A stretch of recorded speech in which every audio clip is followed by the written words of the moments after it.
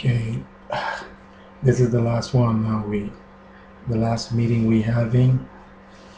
I just wanted to do. I mean, to speak about the great miracles of God that we've seen.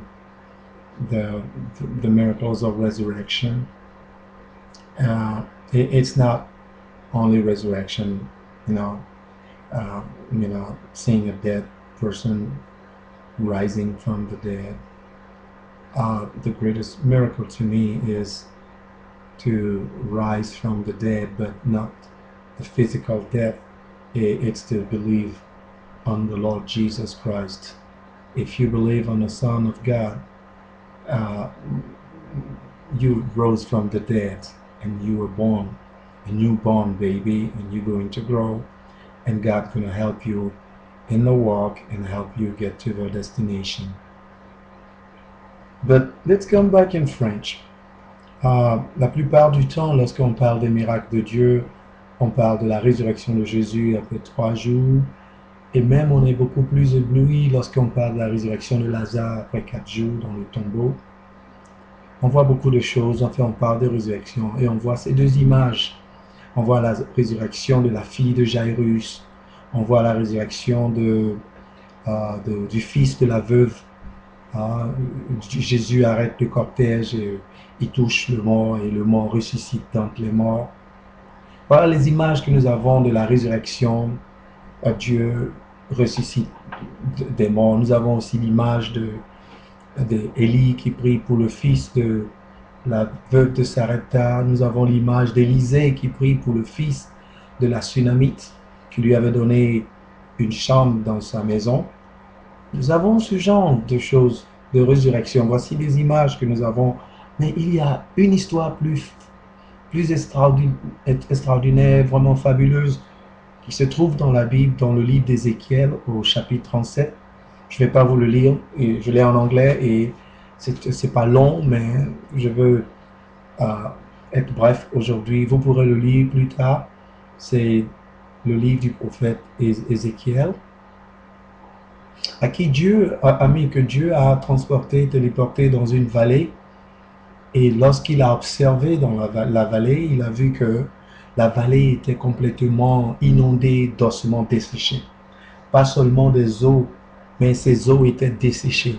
C'était des eaux peut-être de personnes qui étaient tombées au combat, qui avaient passé peut-être des années dans le désert, qui étaient complètement desséchés, c'était des ossements desséchés.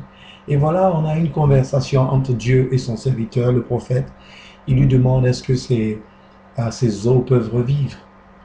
Et Ézéchiel, sage, enfin il avait reçu la sagesse de Dieu, qui dit, oh Seigneur, tu le sais. C'est la meilleure manière de répondre à Dieu, de dire, oh Seigneur, tu le sais, parce qu'il sait toutes choses. Et alors Dieu lui commande de commander aux ossements desséchés, de leur ordonner de recevoir des ligaments, de recevoir la chair, de recevoir la peau, et de ressusciter. Donc Dieu veut faire le travail au travers d'Ézéchiel en lui disant, pour toi, prophétise, toi Ézéchiel, et demande à ces ossements desséchés de ressusciter. Et lorsqu'il a prophétisé sur ces ossements desséchés, la Bible nous dit qu'il y a eu un ratellement, il y a eu un son, il y a eu un boom, et les os ont commencé à se regrouper. Le fémur se regroupant, comment ça s'appelle, à l'os de la hanche, l'avant-bras et le bras formant le coude. Et les os ont commencé à se rattacher pour former différents squelettes. Et sur chacun de ces squelettes, la chair, les ligaments ont commencé à pousser et la peau a poussé à recouvrir. Mais on a vu une multitude de personnes, mais elles étaient toutes mortes et étalées dans la vallée. Donc au départ, nous avions des ossements desséchés, éparpillés, et par la prophétie, par le commandement de Dieu, les os se regroupent formant des squelettes, et les squelettes sont couverts de ligaments, sont couverts de chair et couverts de peau.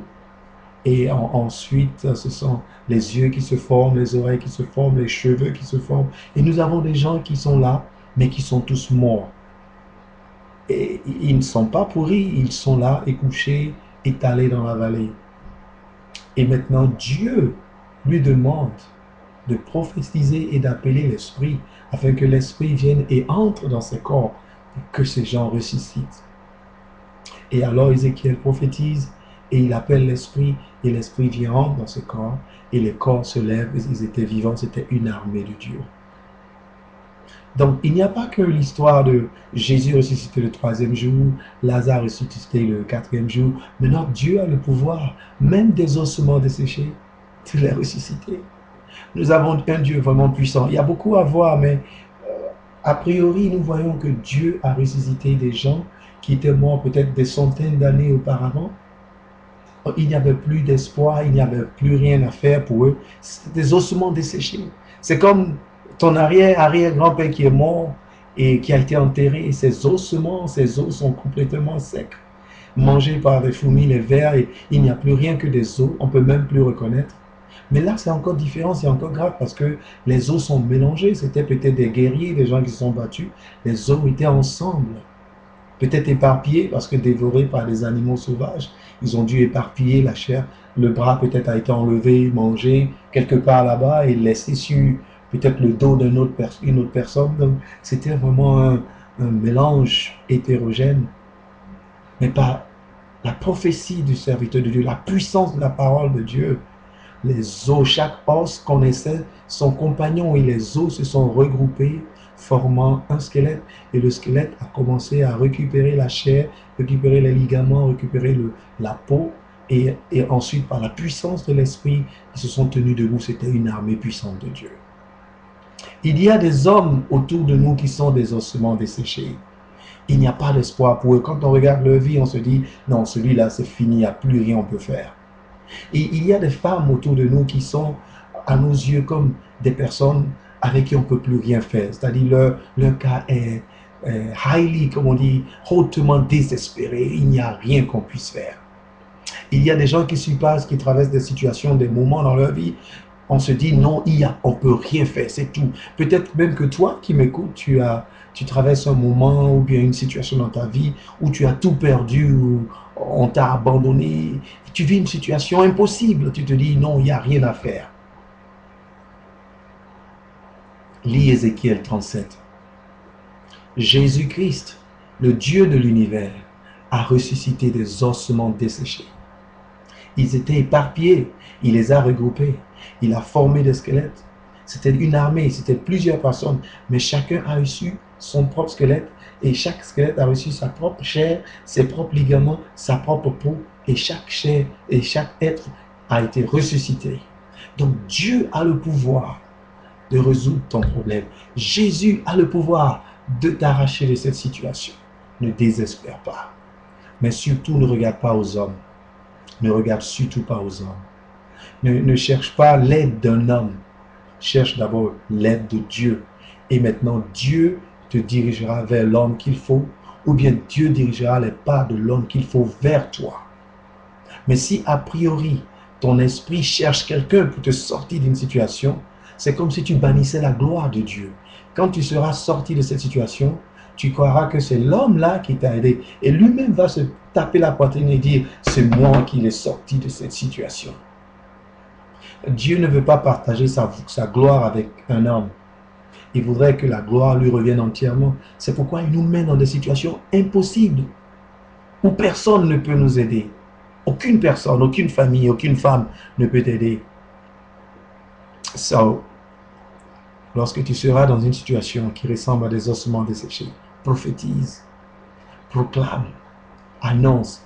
Je me rappelle que dans les années 99, j'avais reçu une amie qui vivait en France et en ce moment j'étais encore en Côte d'Ivoire et j'étais étudiant. Non, je crois que oui, j'étais à l'ENS, je crois. Et je crois que c'était dans les années 96, oui, 96, 96, 97. Et quand cette amie est venue de la France, elle avait une belle voiture, je crois une Citroën, quelque chose comme ça. Et on parlait souvent ensemble. Elle venait souvent chez nous et elle nous faisait sortir souvent avec les enfants. Et, et un jour, on était ensemble en train de causer et elle me disait comme ça, je vais faire venir ma voiture de France, je vais la faire venir par un avion. Effectivement, elle avait les sous, elle avait les moyens de faire ce qu'elle disait. Je vais faire venir, je vais m'acheter une Mercedes et la faire venir par bateau ou bien par avion. Et quand elle a fini de dire ce qu'elle allait faire avec ses biens, je lui ai dit, moi, je vais enseigner au lycée américain et je vais m'acheter une BMW noire, une belle BM, une BM Sport, etc.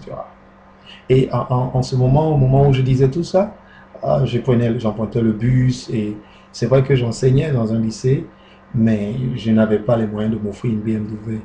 Et, mais j'ai confessé cela et j'avais l'assurance que Dieu allait me donner d'enseigner au lycée américain et allait me donner cette BM extraordinaire. Et, et alors, elle a fini ses vacances, elle est retournée en France et moi, j'étais en Côte d'Ivoire. Je faisais partie d'une équipe qu'on appelait les navigateurs. Certains connaissent les navigateurs. C'est une équipe missionnaire qui a pour vocation de former les étudiants.